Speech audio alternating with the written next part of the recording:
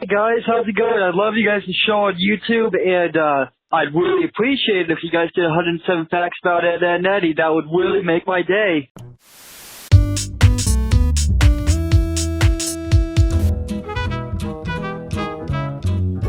For 10 glorious years, Ed, and Eddy graced our televisions and reminded us why we loved and loathed our adolescence. From girl problems to kooky scams to random adventures, the show fascinated audiences and attracted fans that still love it to this day. I'm Maggie at Frederator, and we're asking, do you think you know everything there is to know about these three similarly named kids? Well, think again. There's so much more to this beloved show than meets the eye. So get ready, because Channel Frederator is counting down the 107 facts you should know about Ed, and Eddy. Let's get started. Number 1. Ed, and Eddy was created on a dare given to creator Danny Antonucci, who had previously been known for his grotesque adult cartoons on MTV, including the short Lupo the Butcher and the series The Brothers Grunt, both of which gave me nightmares as a child. Number 2. Antonucci began his animation career at a division of Hanna-Barbera, where he worked on the Flintstones Comedy Hour, Scooby-Doo and Scrappy-Doo Show, and the feature film Heavy Metal. Number 3. Antonucci first came up with the idea for the title characters when he was brainstorming designs for a commercial. He drew the 3 Ed boys and was immediately inspired. He then created a one-page character sheet of each of them and faxed it to Cartoon Network, which landed him a pitch. Oh, by the way, in case you didn't know, a fax is like Snapchat but from the past. Number 4. Antonucci originally shopped it to Nickelodeon, but after they demanded creative control, he refused and took it to Cartoon Network, who were quick to snap it up. Number 5. Jimmy was inspired by Antonucci's cousin, who he remembers always wanting to play with the girls. Number 6. In the same vein, the characters Plank and Johnny were based off a childhood friend of Antonucci who would always loiter around outside with a blanket as a friend. But since the character Linus from the Peanuts also used a blanket, Antonucci needed to come up with something new. So, a plank of wood, obviously. Number 7. The big personalities of Ed, and Eddy are caricatures of Antonucci's own traits. He must be a fun guy at parties, right? Number 8. Growing up in an Italian immigrant family in Canada, Antonucci particularly liked the character Rolf, whose outlandish customs and crazy sayings reminds him of his own upbringing. Number 9. The opening song, written by Patrick Syard, was inspired by Bob Crosby and the Bobcats' 1938 song Big Noise from Winnetka, which also had a whistled melody. Another fun fact, I played that in band in high school. Number 10. When pitching the show, Antonucci played the opening song for the producers to help capture the tone. I would have just passed out planks of wood, to be honest. Number 11. The whistler in the opening song is Antonucci himself, who always liked to whistle growing up. Number 12. Linda Semensky, the vice president of original animation in 1996, was the one who received Antonucci's pitch. It was based around the concept of 3 boys being friends because of their names. Linda identified with the concept because she hung out with 2 other Lindas when she was a child. She bought the series. Number 13. The styling of the show is derived from a child's point of view. Antonucci says that the backgrounds are boring blocks of color because that when he was a child, he never really remembered looking at things and thinking of texture. Number 14. Antonucci not only relates with the characters, but with the situations too. Many of the stories are told from Antonucci's own childhood, one of them being from Pop Goes the Ed. Antonucci went to a sprinkler party and was given a swimsuit that was many times too small for him. Number 15. Ralph purposely doesn't have a specific nationality, in part because of Antonucci's first animation, Lupo, which featured an R-rated butcher. People accused him of painting Italians in a bad light when Lupo debuted, and he didn't want to see Ralph end up the same way. Plus, leaving Ralph without nationality makes him more able to adopt those weird quirks that we know and love and definitely do not understand. Number 16. The Kanker sisters are based off some girls that Antonucci knew in 7th grade. They were always on the lookout for potential boyfriends and even scared Danny with their intensity and attitude. AKA, they were probably not the girls in band with me in middle school. Number 17. Marlo, Antonucci's son, is responsible for the show The Residents of the Cul-de-sac Watch, Fishbowl 2. Number 18. Before producing the series, animators created walk cycles to define how the characters' physicality would match their personality. Ed has so much bone in his head that it lags behind him, Double D walks prim and proper, and Eddy charges around. Number 19. The characters even have different designs for blinking to match their personality. You may notice that Double D's blink is more quick and anxious, while Ed's blink is slow and relaxed. Number 20. Double D gets his nickname from the fact that his name is spelled with 2 D's. Number 21. Double D actually moved into the cul-de-sac and was not born and raised in it like Ed and Eddy. Number 22. To keep the show action-oriented,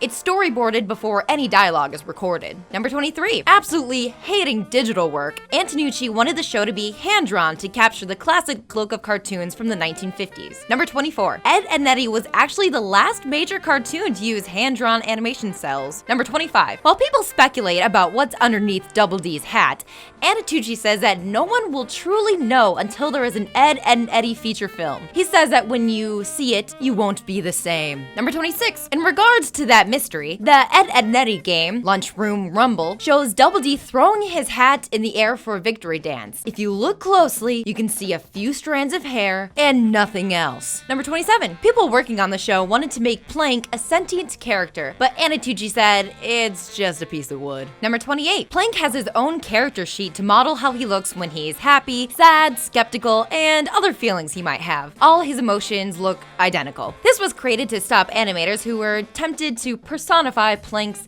drawn-on face. Number 29. The Cul-de-sac's kids' multicolored tongues were supposed to be from all the jawbreakers they eat. Antonucci got the idea after seeing the kids' friends get colored tongues from eating candy. Number 30. To create the boiling lines effect, which the show is iconic for, animators will copy a cell by hand several times, which are then looped in animation. Antonucci wanted to have this effect to make his show stand out against all the clearly drawn cartoons at the time, which is exactly what I said to my teacher in art, and I still got a D. Number 31. Ocean Group is responsible for the voice recording of the show. Other shows they've worked on include Gundam, Death Note, X-Men Evolution, My Little Pony, Friendship is Magic, and Dragon Ball Z. Kamehameha! Fact number 32. Don't mock the son of a shepherd! Ralph is voiced by Peter Clemis, who did Ocean's production dub voice for Goku of Dragon Ball Z. Number 33. Ed, Edd n Eddy employs outrageous sound effects to give the slapstick comedy its own flavor.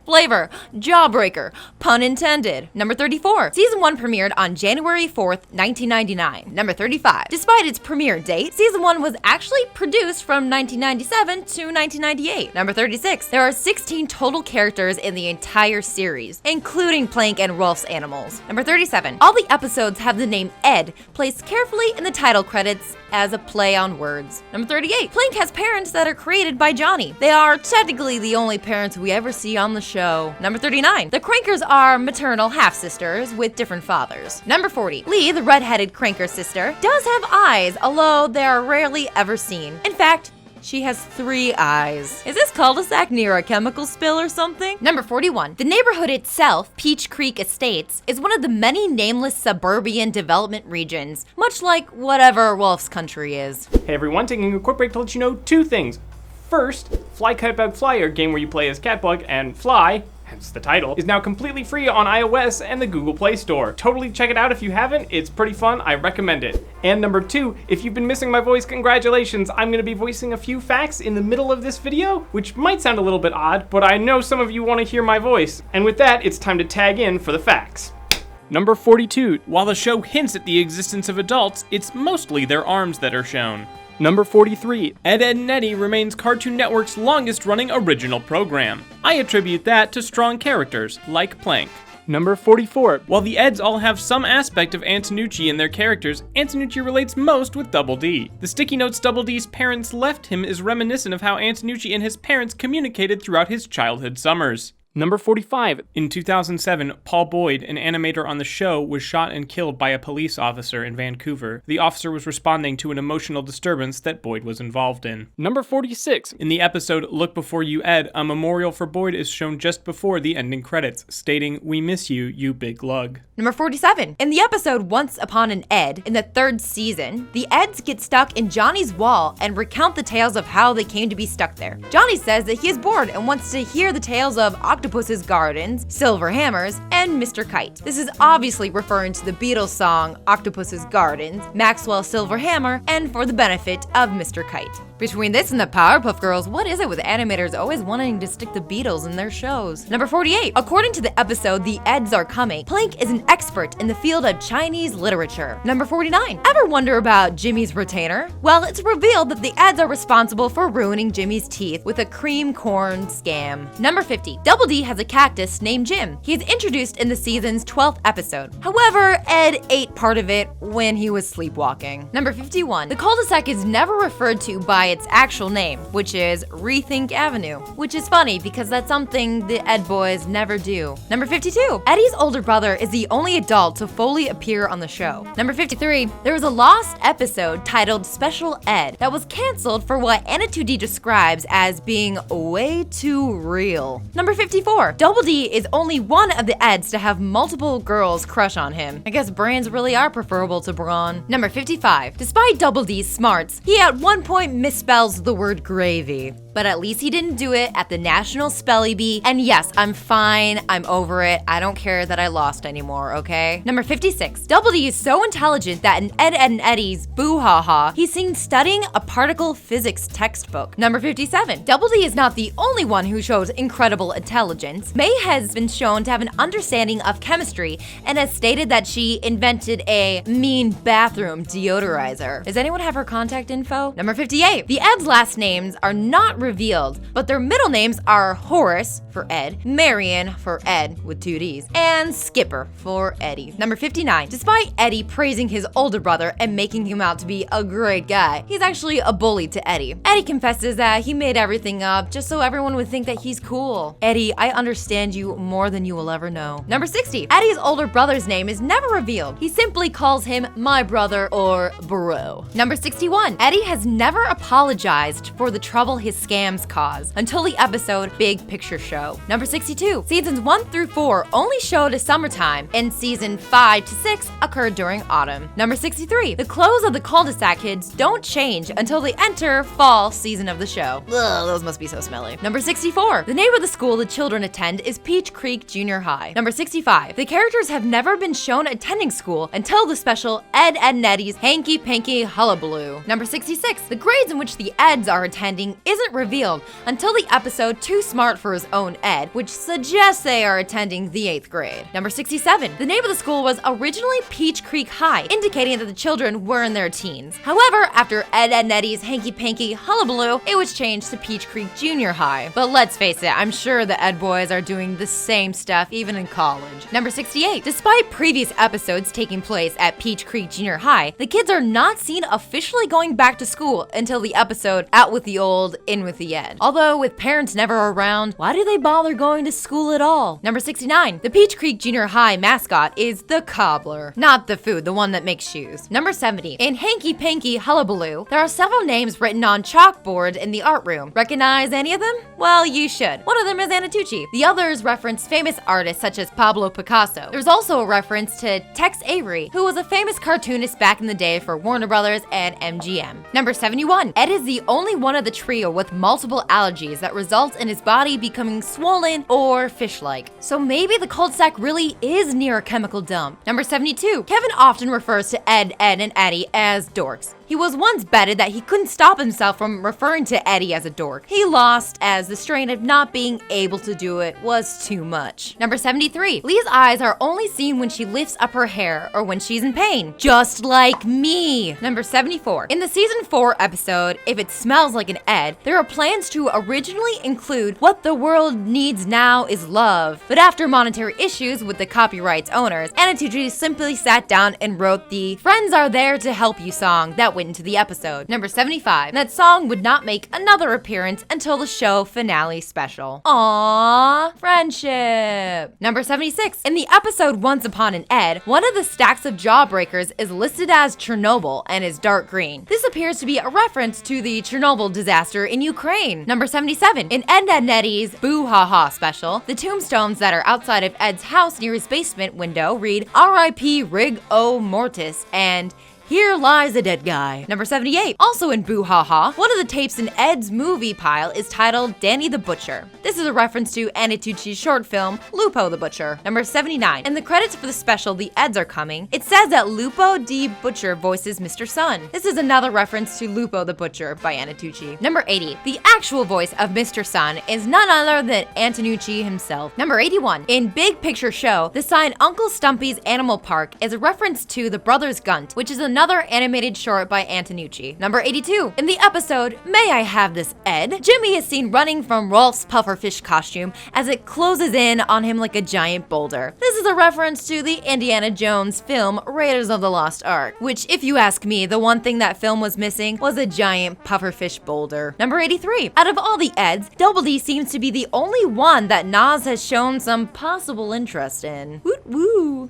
I can't whistle. Number 84. After the school dance, Ed stated that he got Wilfred's, Rolf's pig, phone number after dancing with him. Hey, go Ed! Here's to hoping that he doesn't take her out to a breakfast spot and order bacon. Number 85. Ed loves buttered toast, but his favorite food is gravy. Number 86. The Boy Scout type group that is in the show is called the Urban Rangers. Only Rolf, Johnny, Plank, and Jimmy are part of the Urban Rangers. Number 87. The Eds were featured in DC Comics Cartoon Network Block Party. Number 88. Ed and Eddy have two non-comic books published by Scholastics Inc. Ed and Eddy, Lots of Laughs, and Ed and Eddy, Book of Extreme Excuses. Number 89. Ed and Eddy have appeared in an MLB trading card commercial for Cartoon Network. Number 90. They also appeared in a Cartoon Network commercial alongside NBA All-Star Steve Francis. Who's a dork now, huh? Number 91. The Eds had a small cameo in the crossover episode The Grim Adventures of Kids Next Door, where Billy calls their phone, asks them for help,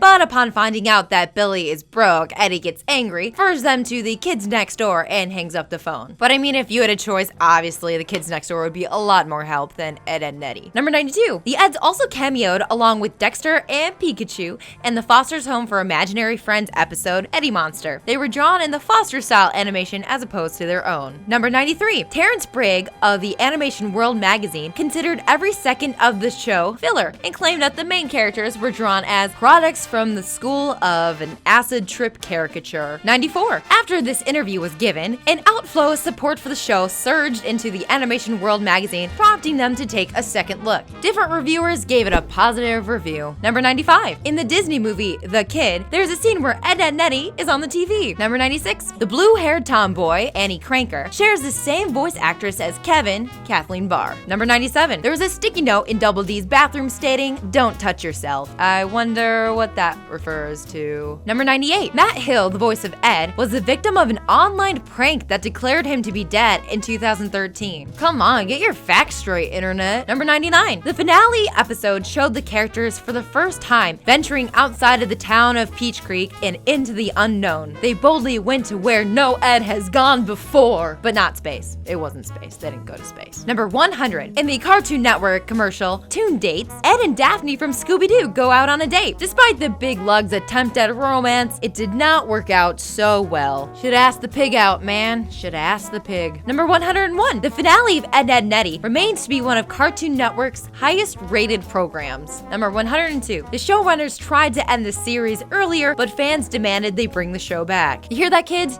Your voice matters when it comes to cartoon shows. Number 103. While Johnny's character was based off of Anatucci's childhood acquaintance, his name was almost certainly inspired from Ed, Ed and Eddy's dialogue editor, Johnny 2x4 Ludgate. Number 104. Ed, Ed and Eddy was also the last 90s show of Cartoon Network to end, along with my childhood. Number 105. Antonucci believes that Ed will run a major corporation when he grows up. Ed, with a double D, will discover the cure for mosquito bites, and Eddy will run a carnival ride somewhere. Number 106. There is a theory about the show, which is that the cul-de-sac is purgatory, and that the kids are all dead, having died from different time periods based on their appearance and mannerisms. Number 107. Antonucci has hinted that there may be another season of Ed, Ed and Eddy that would reunite the entire cast and shed light on certain questions that were left unanswered. Like, what is under his hat? It can't be nothing.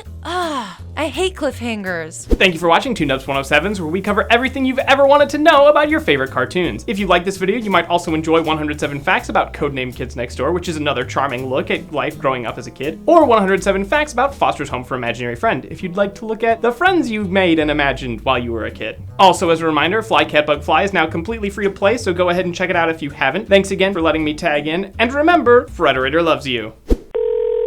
Hello! Hi! I'm Francisco, and I am a fashionista, and I think you should get a life.